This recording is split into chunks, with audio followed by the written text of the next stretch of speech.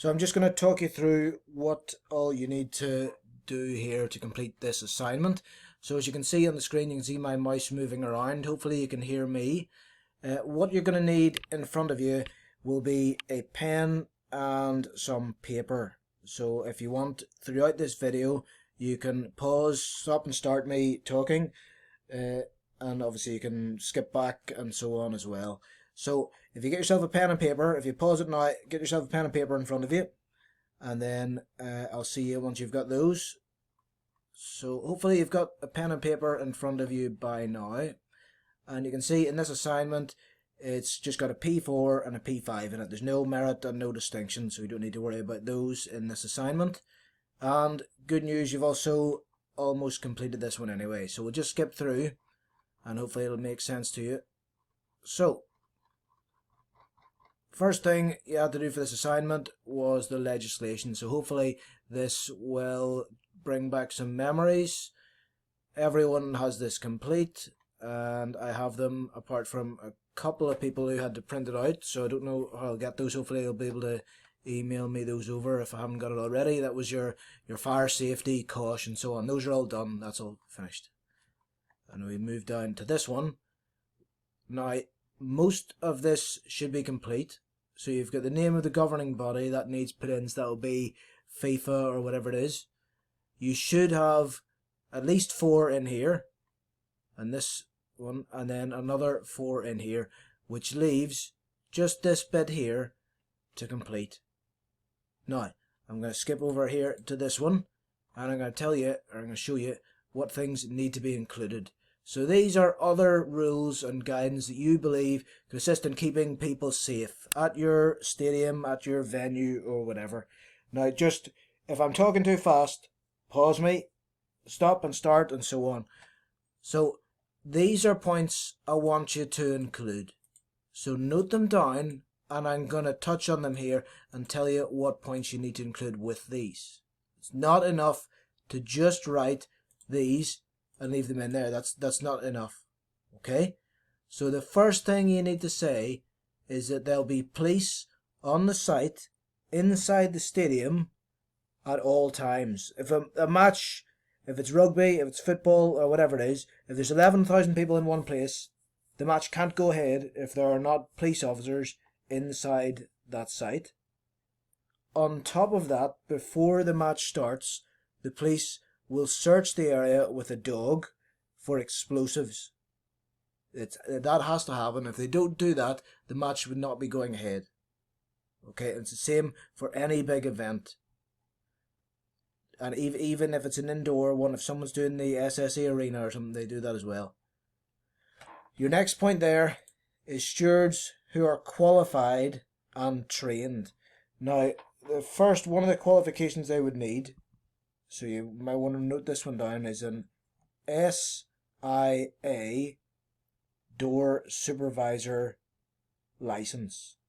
Now that means that the person's been trained, is qualified, and has that qualification. They know what to do. They've passed an exam. It's not very difficult, but an exam to be able to do what they're doing. Okay?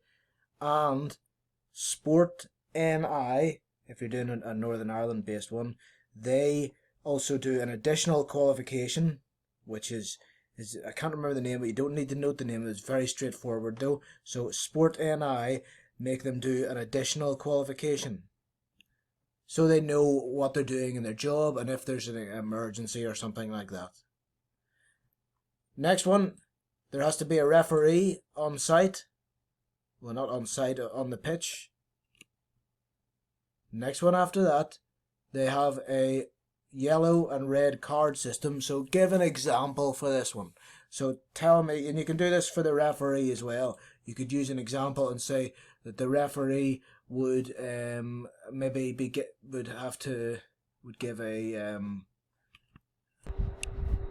give a card out to someone who maybe you can give an example of someone who did something wrong, didn't obey the rules, maybe a 2-footed sliding tackle or whatever. Now the next one is very obvious. Inside the stadium or outside, they have to have adequate lighting system in place. So if you put that one in there, and then you talk about that, and maybe give it a picture. You can insert a picture here of the stadium with the floodlighting used, and that's it. So you're really not talking that much work for this one. You're talking about 15 to 20 minutes, and that's that whole thing finished. Now, I told you to put your stuff onto the OneDrive or save your work somewhere where you can access it. Hopefully you can do that.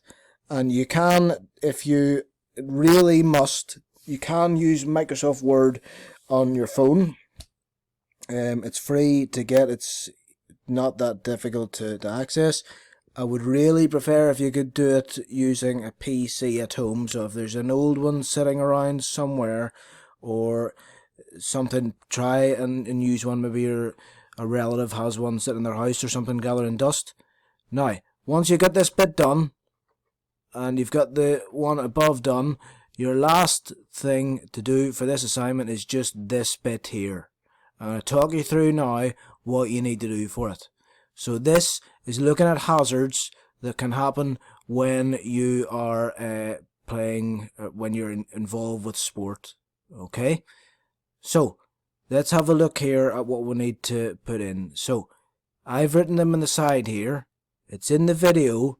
Note them down. These are the hazards. And this, for this particular section here, is all you need to include. Okay? So you need to write these in. So you've got people not warming up correctly.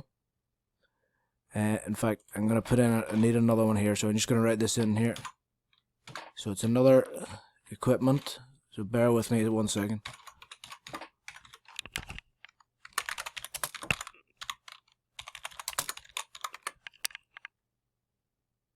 Okay, sorry. So you've got these are. This is all you need to include. You don't need to expand on them for this bit. So write in people not warming up and cooling down, people wearing jewelry, equipment, inappropriate clothing, environment, poor playing surface, environment, weather, and equipment not wearing PPE. So after that, then you have to fill in this box here with a description. So this is where you say what it means. Okay, so when we're talking about someone not warming up and cooling down, that can also include stretches, which are often commonly overlooked. It involves just getting straight into the game without having your blood warmed up. You need your muscles will become more relaxed if they're warmer with the blood flowing through them. So you write that in there. So put that bit in there. If it comes for description for people wearing jewelry, you'd say people wearing necklaces. We know what that means. Okay, so people wearing necklaces, bracelets, earrings, nose rings, whatever. Inappropriate clothing. You'll be talking here about football or rugby boots, long trousers, or you're wearing clothes that don't fit you correctly, and so on. Next one, environment, poor playing surface. This could mean debris, in other words, rubbish on the pitch. It could mean maybe there's a turfed ground, rough ground, uneven surface. And then for this one here, weather, well, we know what that means. Obviously, it could be heavy rain. It could mean cold, extreme heat. Now, let's say over here, when it comes to the risk, you need to say how it could lead to injury. So people not warming up and cooling down, how can that cause injury? That's what we're looking at in this bit. Okay? Use an example. So you say, it doesn't have to be a real example, it could be one you make up. So someone who's playing football or playing rugby hasn't warmed up correctly, their muscles aren't warm, they aren't subtle, so they would get injured. Next one down, for this one, you can say about someone who maybe is wearing a necklace or a wedding ring or whatever when they're playing football. Maybe there might be an example of an injury that happened from that. Write it in there. Okay? Solutions. How do you avoid these from happening? This is just common sense, this, so you should fly through this. So, solution. People not warming up and cooling down. What is the solution? It's obviously that the coach puts them through a sufficient warm-up and a sufficient cooldown, so put that in there, okay? Solution for people wearing jewellery: check that they are not wearing jewellery before the match starts, take the jewellery off them, and don't let them play if they insist on wearing it. Next one, inappropriate clothing. Again, make sure that you've got people wearing the right clothing. For this one here, poor playing surface, there's quite a lot of measures are actually taken. So there's a pitch inspection takes place before each game. On top of that, when you look at the likes of Windsor Park, you'll actually see that they have underground heating underneath the grass, which keeps the pitch at a certain temperature just above 3 or 4 degrees so that it doesn't freeze. They also have a slight slant, only minute, but a slight slant on the pitch just to let the rain fall off it. Now, when it comes to weather, some stadiums you'll see actually have a roof that comes over the top of them if it comes on heavy rain. You'll notice, you may remember in the most recent World Cup, they called off a lot of the games. They held them at different times due to the heat. Okay. PPE, so we're talking there in the game, we're talking about, gum guards or shin guards and so on. So that's what we're talking about in this one.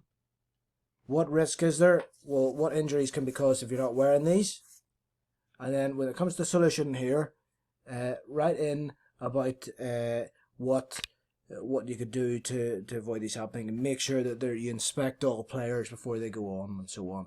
Now, this does expand. If you're to write in these boxes, they do get bigger. Okay, so that doesn't mean that you just put it in the minimum requirement.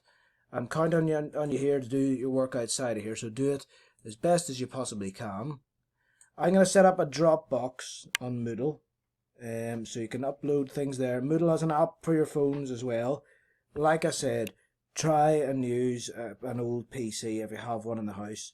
I know that it's not your fault that it's ended up this way, but I'm counting on you all to try your best and work from home, because you owe it to yourself. We're now in, we're now in 26th of March it is. We've only a couple of months left, so just put in a little bit of elbow grease and it can be done, and hopefully all this will be behind us, all this coronavirus and so on. So I hope you're all well, and listen, if you don't understand something, just send me an email, and there's no bother, I'll get back to you as soon as possible, okay? So hopefully you're able to access this and it works okay for you. Alright, take care.